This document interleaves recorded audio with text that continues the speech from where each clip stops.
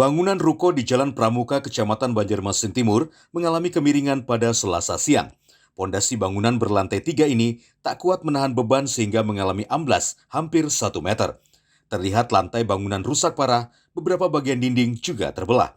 Menurut karyawan salah satu tempat usaha di ruko yang terdampak, saat sedang asik bekerja, terdengar suara reruntuhan bangunan hingga membuatnya takut dan langsung pergi keluar untuk menyelamatkan diri. Di dalam pas saat dinas Oke. Ada mendengar suara apa kayak itu, Mbak? suara kayak bunyi jatuh, Bunyi kayak jatuh. runtuhan yang jatuh tuh, Oke. semen-semen yang jatuh kayak gempa bumi itu sama. Oke.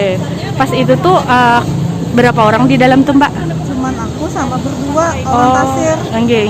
Jadi melihat orang sebelah nih larian, langsung kami lari. Oke. Ada yang dibawa kah saat itu, Mbak? Ada sempat bawa apa-apa? Dia langsung bawa HP aja. menyelamatkan diri jualan. Menyelamatkan diri. Oke. Ini berarti kejadiannya sekitar jam berapa Jam tadi? 11-an.